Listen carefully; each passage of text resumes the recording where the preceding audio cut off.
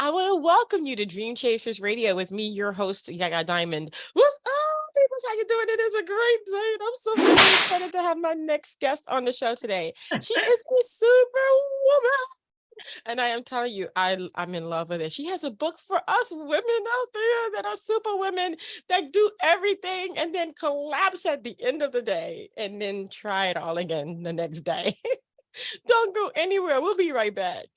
That's kind of how it happens for me. We want to give a shout We're out. the ladies of Talking Pink, and thank you so much, Miss Yaya Diamond, for having us. Boom. That's That's not. We're gonna Ow. shout out to the Pinkies for Talking Pink. Shout out to Yaya Diamond for having us on her podcast. Boom, being different. Boom. That's what we do. Boom. Was that hood enough? Welcome back to the show. Okay, so man, let me tell you something. I have a wonderful guest today. It's Rosemary, and she is here to talk about her book. But not only that, I kind of want to dig, got her back in the day, because my girl is just like, she looking great and she's doing great things. Welcome to the show. Thank you very much. I'm so happy to be here. I'm so happy to have you. You don't look a day over 60. Thank you. I know, I'm not lying. You don't look a day over 60. Well, I think when you work out, and my job these days is to swim, bike, and run, and I'm on Team USA for triathlon. And last year I became a world champion. Oh my gosh! gosh! Triathlon with 3 other octogenarians. That is amazing. That is Yeah. amazing. So, Right. okay, so we have to get into the whole thing of what you do Okay. to your knees, because a lot of people, when they get older, the knees just go. And I've fallen like, I don't know how many times off the stage because I'm a singer. And I fell right onto the concrete and the inside of my knees are suffering. So what do you do for that? You get the rooster comb shots in your knees. What is Okay. that? Now, rooster comb shots are collagen. They aren't steroids. And I get them. Now, I have all my own, my knees, my hips, my arm, everything is the same. I don't have any artificial limbs yet. And I run on Tuesday and Thursday mornings with a couple of my friends. And I was asked last week when I stopped to talk to a couple of women, and they said, "Do you still have all your own joints?" And I said, "Yes, I do have my own joints." Oh gosh, that's a subject. But get shots on your knees, get an orthopedic surgeon who will give you because they cushion when you get bone on bone. And like I've had 5 trips off my bicycle where you go and you land. First you land and you're going off the bike and you're kind of turned, and then all of a sudden you're evening out, and then you flip over the handlebars and you hit your head and your shoulder and your elbow, then you hit your hip and then your knee. And then you're wondering whether you put a hole in those new pants you just bought from. But the whole thing is that, bicycling is pretty dangerous. Yeah. And I've been taken out like in a world championship in Chicago. I have 2 torn tendons in this arm where some guy behind me said, "F you." And he passed me and it pushed me off the road into a cement barrier, into one of, those things they use to keep people off the road, the cement barrier. I was in the trough of the cement barrier and I was on my drops on my bike, and I went into a sign and then into the cement barrier, and I was upside down on my bike. They caught him. The guy was from Mexico. There was a monitor from the United States on the road. This was up by the Field Museum of Chicago. That's He got terrible. the guy's number and DQ'd him. Yes. Disqualification. Yes. Yes. Oh my God. But the thing is, terrible. guys are bullies anywhere. It's their nature. And so we women have to, do everything we can. That's But right. Anyway, you got to protect, we have to protect these joints. I mean, I'm fortunate. My mother had never broken a bone, and she died at 87 only because she fell out of bed and hit her head. So we have to keep that hope that we just be strong. get to exercise for ourselves, even if it's getting up in the middle of the night and feeding babies or taking, going to the grocery store 10 times a week or whatever, getting the walking in and doing things that we have to do. That's right. That's right. Wow. So let's go back in the past a little bit and find out, you're an amazing athlete, even later on. And I want to be just like you. I do. Okay. I think that, I'm 50. And I mean, most people look at me and they're like, you can't be 50. You're like, you're 32 or something. You got kids, I got grandchildren. And so it's like, yeah, I want to stay active too. But how did you get from there to the book? I mean, how did this happen for you? Well, I did the book, and then and when I was 65, I did my first triathlon. Wow. That was, I have a club that I belong to. It's called the St. Pete Mad Dog Charities. That's part of it. The St. Pete Mad Dogs is a triathlon club. You have to get with people who feel the same. Like you have to have a girlfriend who wants to go out walking, or a boyfriend or whatever, who's athletic. But my dad was very athletic, and there were 5 girls, no boys. And we had the best sports equipment in the neighborhood. He took us to, wrestling matches and boxing matches. We had golf clubs, we had basketball. We had a basketball court in our backyard, a bocce court. I come from an Italian background. We had the best gloves. We had mitts for any position. We played softball, hardball. We ice skated, we skill, because you start young, and when you start young, I gave it up. I lived in New York City for 13 years. All I did was I played squash and did a lot of walking. But the thing is that when you have children, it's very tough. And you have to spend that time. But you have to make time for yourself. Every woman has to make time for herself. We have 3 jobs. We have mom, we have wife, we have worker, then we got chief cook and bottle washer. Okay, so we have to do all those things. There's no choice. It's what we are. It's who we are.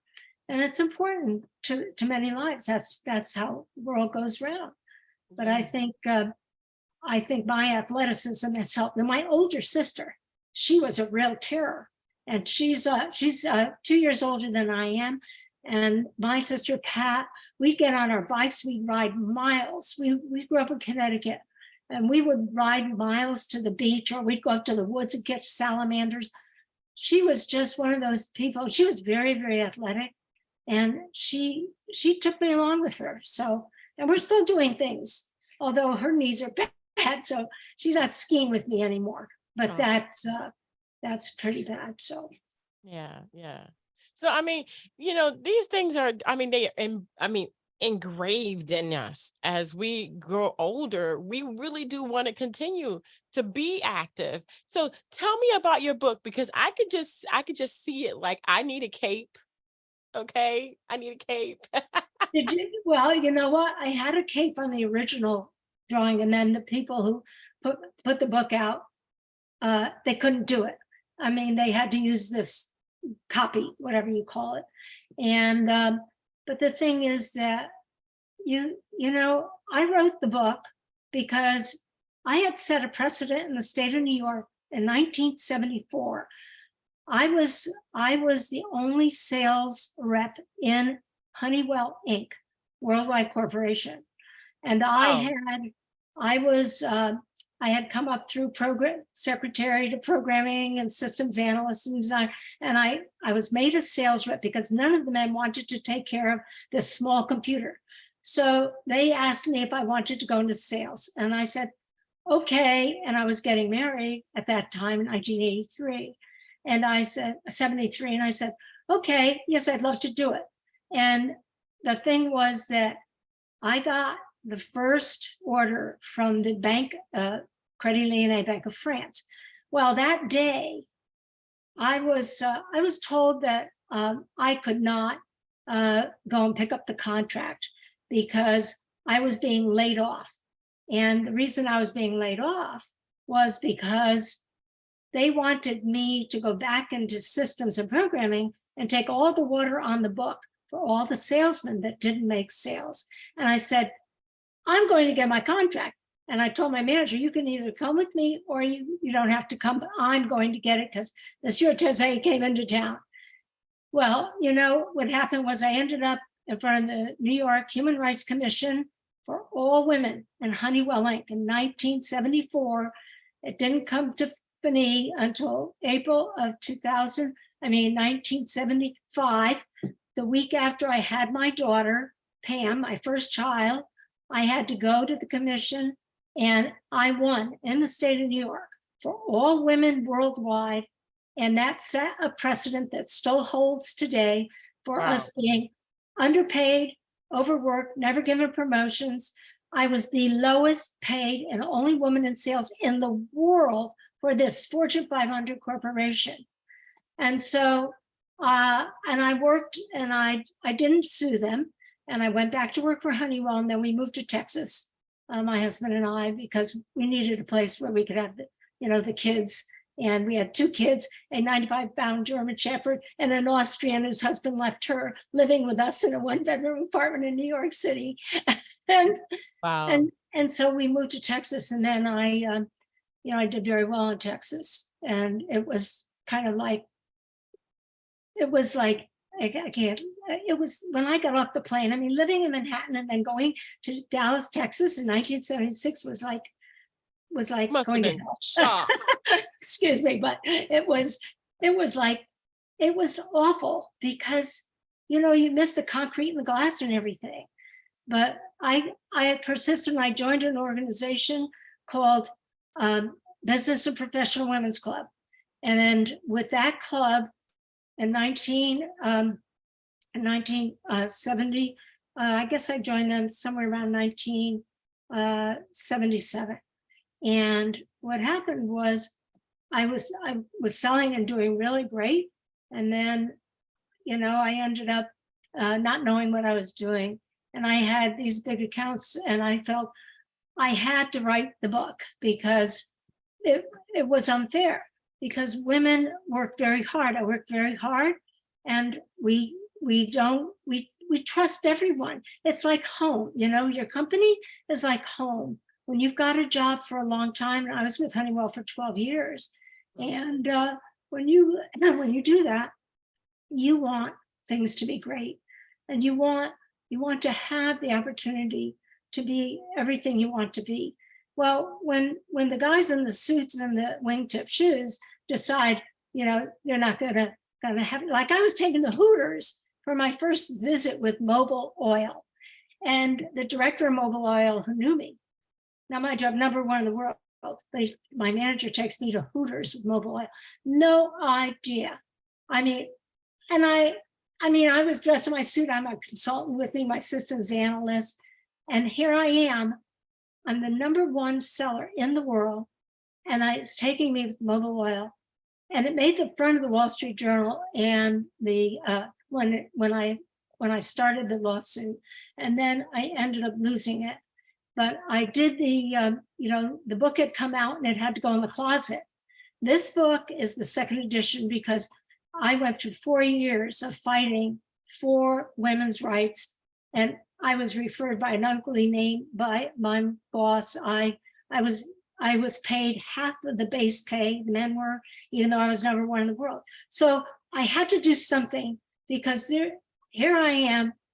I'm a role model for many women all over the world, and I'm thinking, what the heck? What am I going to do? Anyway, I went and I tried to get a lawyer. I ended up, I lost after 4 years, and my husband and I moved to Florida, and I bought a bed and breakfast in, and I stopped working and I started my own business because all this suit was going on and I just couldn't do anything about it. And I ended up, I said, I've got to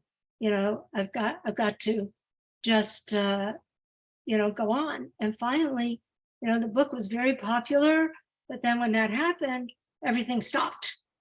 And then, last year I decided I need to resurrect the book. Actually, it was 2 years ago. It seems time has flown by because with the pandemic, nothing seems real. And you have to fight all these times. But I wanted it to show that we're not weak. we are strong. We're the stronger of the population. I don't think the men, they can't do what we do. Heaven forbid they should have to have babies. That would Ooh, be the end of them. we would So, perish as a the Yeah, human race. I would know. And the disintegrate. thing is, we girls have to stay together. We're conciliatory. Right. We make things work. We can't just give up. We're going to say, oh my God, my child's keeping me up all night. I'm going to take the day off work. No, you got to go to work. You got to be there. You're always there and present. And that's the way it is when you work. And working, we give it more because we have more energy. We're able to somehow dig this up. Plus, we have our girlfriends, we have our mothers, we have our grandmothers, because they're the ones who have to help us. And that is how we keep going. I have a group of girlfriends. We went together all through the pandemic. But my book has been, laying, it didn't go anywhere. Not like the first book, which was all over the newspapers and things. I'll have to send you a book because when you get in the book, it's like, it was so wonderful. Like I spoke at Texas Women's University, which was for all women. Now it's male and female, but I spoke to them as they called it an executive in residence when the book first came out.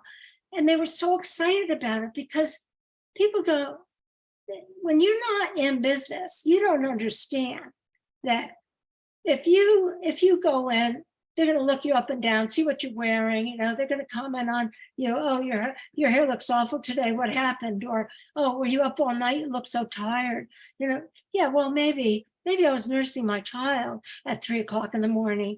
Maybe I was doing these things, but they wouldn't say that to another man, would they? No, it's only that they feel like they have the upper hand all the time.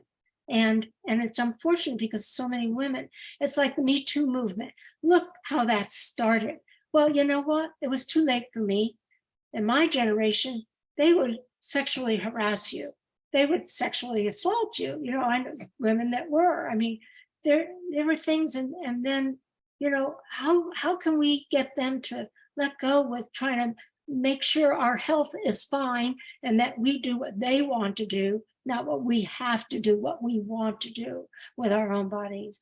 And, so many women, I meet women when I'm racing and I will talk to them and I'll wear my Superwoman Do It Less shirt. The thing is, every young woman needs to know more than what she is told when she gets out of high school. And the book is for women, like, the 50-year-old whose husband leaves her, and then she's left, and with what? Because he's found someone who's 25. Okay, well, gee whiz, that's okay. Okay, I worked my bones off for you. You have to have your own money. I always had my own account. I have my account now. I live with a wonderful guy that I've engaged for 18 years. And, I was married for almost 30 when my husband died. But the thing is, I was treated like a queen, and the thing is that you have to have that support system. And I was very lucky. And the book is all about taking those chances. You can't, like, you've taken many chances, I'm sure. Look at what you've done. And, you have to take the chance, like taking that chance to take a cut and pay down to $86 a week, which was like, oh my God, I couldn't even afford fortunately I was living for free with my sister. And the whole thing was that, how can I survive on that? But the man who started, he said, well, don't worry, Rosie, don't worry, because we're going to get you up there. I promise. And guess what? They gave me a whole career. So that's why I wrote the book. You just keep going. Yeah. And anyway, that's what I do. I just keep going. And along the way, things get told me, hey, this happened to you. I'm like, it did. Okay. I have a daughter, I have a son and daughter. And, my sister is a single mom with 4 children. And I'm always telling her, get my book out and read it. But they were just visiting here. And nothing like family. And that's the most important. Family and friends. And that's really important to you. And a lot of people, depend on their friends for their life. I have a lot of women friends that are married or have been married or single now, especially when you get older. That Yeah. that's very important. My girlfriends and my sisters, having 4 sisters was great. One of them has dementia right now, and I'm dealing with that and helping her. But the thing is that every day That makes you a superwoman. you are. You have to be, because there's no choice. And you think about it, every single day is the first day of your life, and you have to make it count. Don't plan too far in the future, and don't look back. I try not to look back either, because it makes me so sad that I Yeah. didn't go to I could have gone to the Supreme Court in when everything settled down, 1980, 86. I could have gone to the Supreme Court with the American trial lawyers after I lost in the state of Texas and the state of Louisiana. I lost the second one. I won in the state of New York, and there I am in 1983 battling for women again. And that's when Anita Hill was trounced on. And just think if she had gotten Clarence Thomas out then, right? Just think of that. I mean, and her whole life was trash for a while there. Now she's at Berkeley. Yeah. She is really one of my role models for getting up in front of them and saying, what she said. And I loved Hillary Clinton. I cried. I wanted a woman in the presidency. It will happen. It will happen. I hope. Eventually it will. Eventually it will happen. I know. I think that the new generation understands competency above color and above gender. Absolutely. Absolutely. And that's the most important thing, but that's not what they're making it. And, Kamala is doing a great job. And, she's sitting there. She's number 2 person in the United States and pretty much on the world, and that was a big achievement. And that was because the old man, as they call him. I think he's great because you know what? It's just, how it was when Barack Obama was in, I shouldn't get into politics, but I cried. It was so wonderful. It was so nice. Everything family and everything was quiet and we didn't have to worry. The world was good. We weren't at war. Oh, anyway. So these are things that every woman has to think about because she's the role model for her grandchildren. I have 3 granddaughters and 3 grandsons. And, like when I win a race, it's really amazing because I've got my United States flag around me. I've got they're playing "We Are the Champions," my favorite, queen, and they've got, you got this little teddy bear, and your 3 people you did this with are up there on that stage, and you're like, oh my God, I can't believe this, and I don't ever have to do another one. There you go. There you go. Wow. Well, let me see that book. Let me see that book. Show me the book. Look at that. You see it? I see it. I see the cape. Yes. Yes. We'll have to get them to send you one or give you one. Oh, I would love that. How did they find you? I'll put it in my collection. I have more than this. I have like a whole bookshelf of just different books that people have sent me. And I've gone through maybe 50% of all of them. I have a lot of reading to do. So this will give you a laugh or 2 or 3, and you can pass it on. And if you wanted more, you have to send me your address and I'll send it to you. They should have given you one before we did this, but I'm so pleased that I had this opportunity to talk to you. And I'd be happy to get on any topic you want on discussing, business and pleasure, It's important. I think the biggest thing that I think that we as women forget is ourselves. Well, that's it. You have to be very selfish. Okay. You have to be selfish. You have to take that time to really, like, a lot of my friends are very spiritual. and they'll sit down with the book and they'll, be very quiet for a half an hour. I'm not good at that. I was never, and Sandy, my significant other, he and I were like, we're not going to sit around with a glass of wine and we don't do that. He's always doing something. He's very bright, but he's had a lot of cancer. And it's like, I have to be in the present. Today is the day that counts. Everything I do today is important. And everything I do tomorrow, that will come and I'll take it as it comes. And last year, I do senior games also. The Senior Olympics are great for women. You could walk, you can do anything.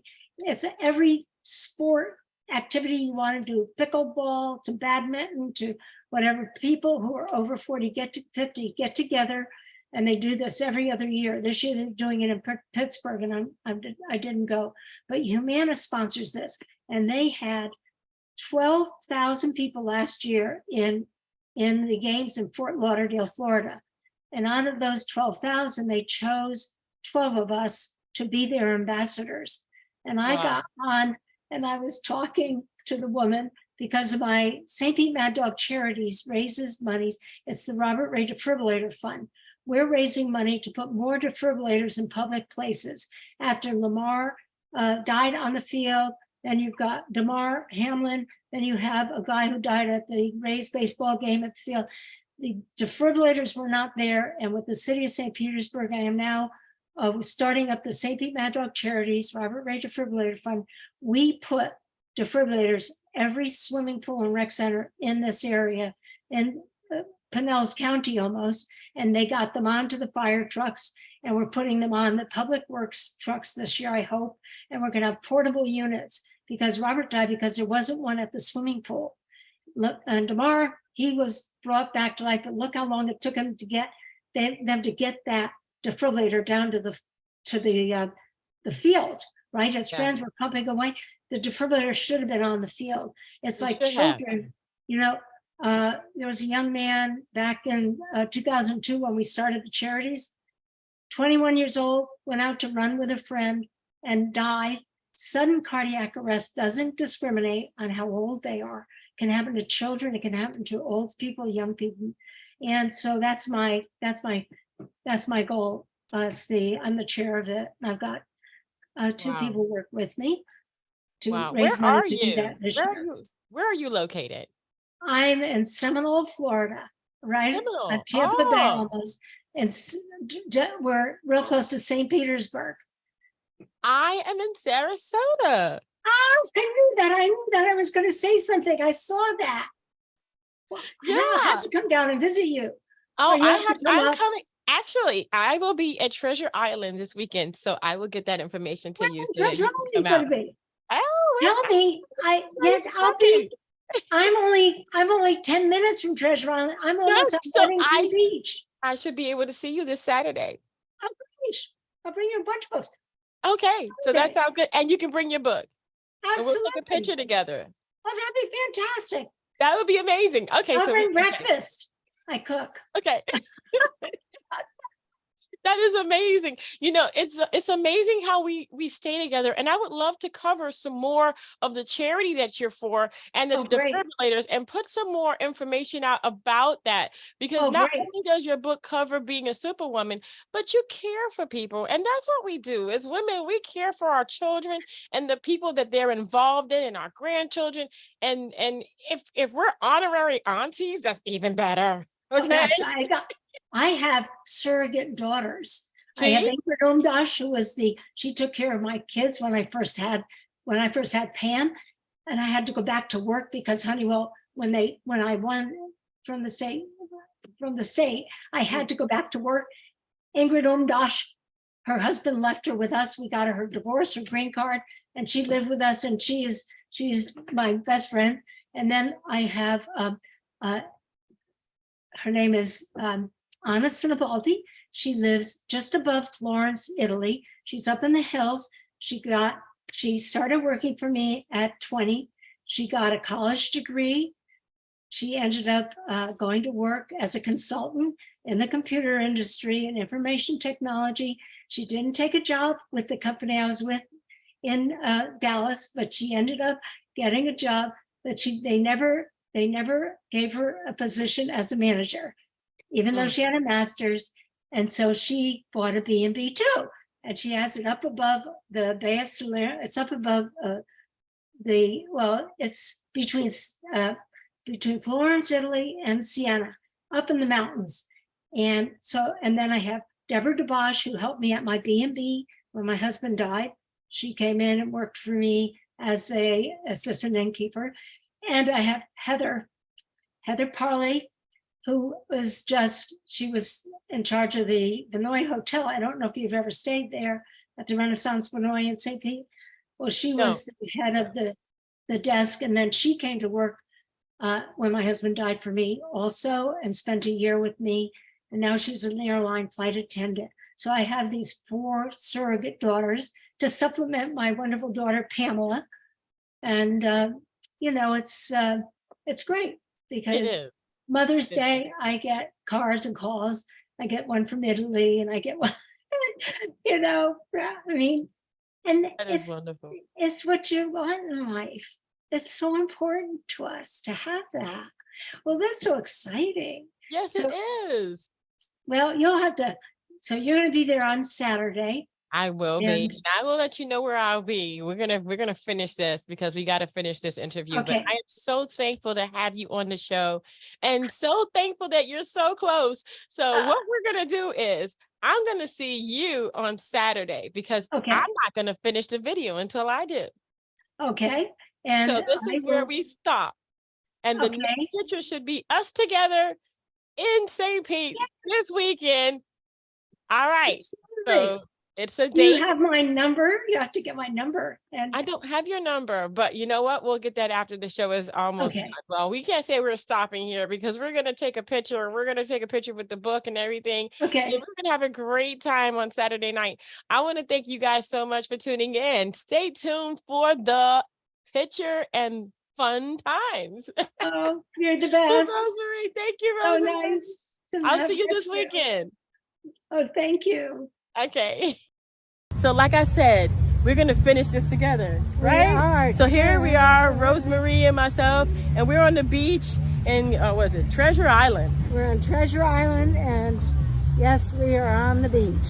And it's going to be a wonderful evening. But I want to thank you guys so much for tuning in. This is going to be a wonderful wrap up for a wonderful interview for a lovely, wonderful lady. And you got to get this She book. is the best. And we have a fabulous singer, and I don't know, she's everything. She's a superwoman that can't be compared to. And that's why you got to get this book. Anyway, so exciting to be Yes, here with you, Yaya. definitely. I can't believe it. I'm so happy. I'm I very haven't had a happy. happy day like this for a long Oh my time. gosh, this is wonderful. Anyway, everyone, you have to follow her and make her very proud of everything you do. And just remember, women can do it all. They have to. There's no choice. No choice. Here we go. Yeah. Get this book. We're going to put everything in the description box below so it'll be easy for you guys to go ahead and get that for yourselves.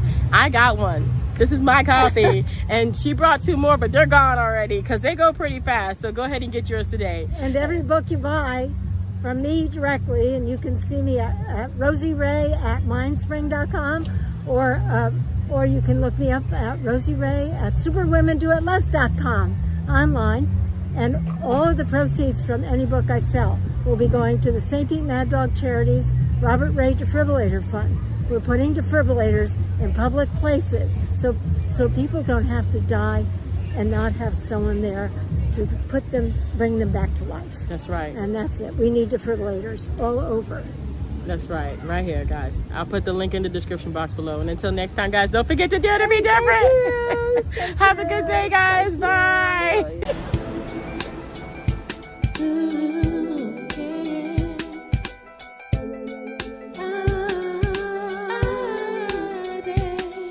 I tend to be different. I tend to be different. I tend to be different. I tend to be different. I tend.